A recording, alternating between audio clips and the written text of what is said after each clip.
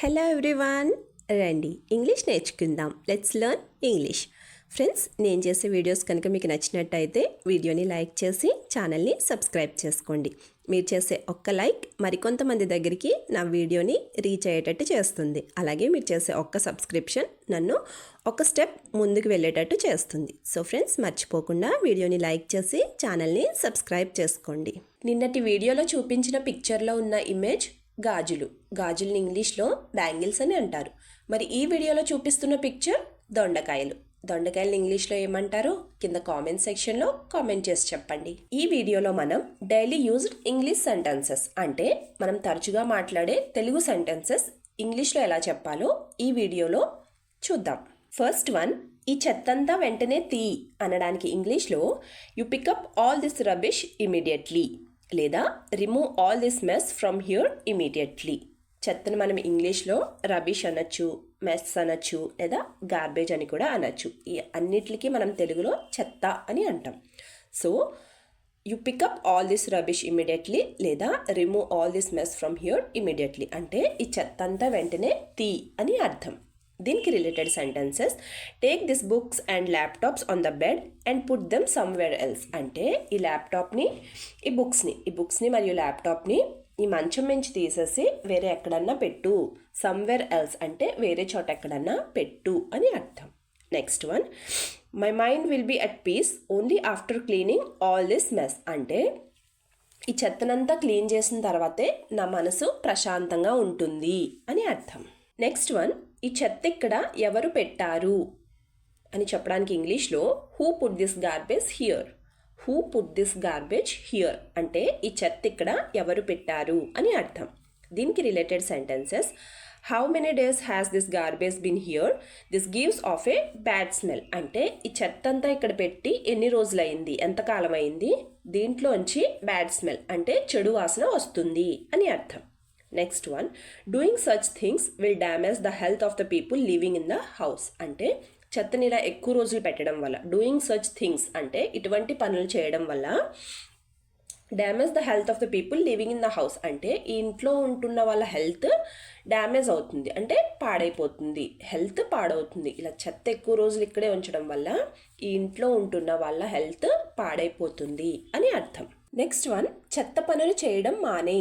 ఎప్పుడన్నా మనకి ఎవరి మీదన్నా కోపం వచ్చినప్పుడు లేదా చేయకూడని పని వాళ్ళు చేసినప్పుడు మనం ఈ విధంగా అంటూ ఉంటాం కదండి, చెత్త పనులు చేయడం మానే. దీన్ని ఇంగ్లీష్లో ఎలా చెప్పాలి అంటే you stop doing bad things అంటే చెత్త పనులు చేయడం మానే అని అర్థం. దీనికి related sentences, you are not doing a single thing properly that's why I'm getting headache అంటే నువ్వు ఒక్క పని కూడా సరిగ్గా చేయడం లేదు, అందువల్ల నాకు తలనొప్పి వస్తుంది అని అర్థం. Next one, I will stop doing things that waste time from now onwards అంటే ఇప్పటి నుంచి టైం వేస్ట్ అయ్యే పనులు చేయడం మానేస్తాను లేదా మానేస్తున్నాను అని అర్థం. నెక్స్ట్ వన్, చెత్త వల్ల దోమలు బాగా వస్తున్నాయి. ఇలా కూడా జరుగుతూ ఉంటుంది కదండి. సో దీన్ని మనం ఇంగ్లీష్లో ఎలా చెప్పాలి అంటే mosquitoes are coming into the house due to littering అంటే చెత్త చెదారం.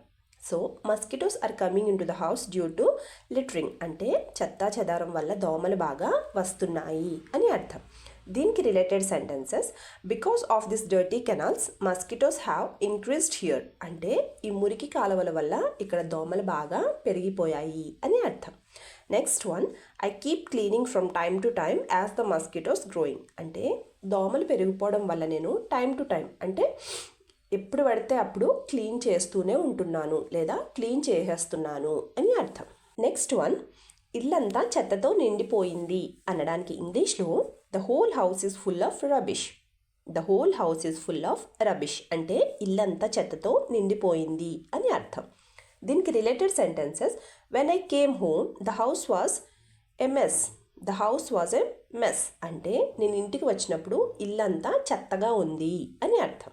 Next one, I came home very tired and again it wasn't up to me to clean it all up అంటే నేను ఇంటికి అలసిపోయి వస్తున్నాను, వచ్చాక మళ్ళీ ఇల్లంతా క్లీన్ చేయాలి అంటే నా వల్ల కాదు లేదా నా వల్ల కాని పని అని అర్థం.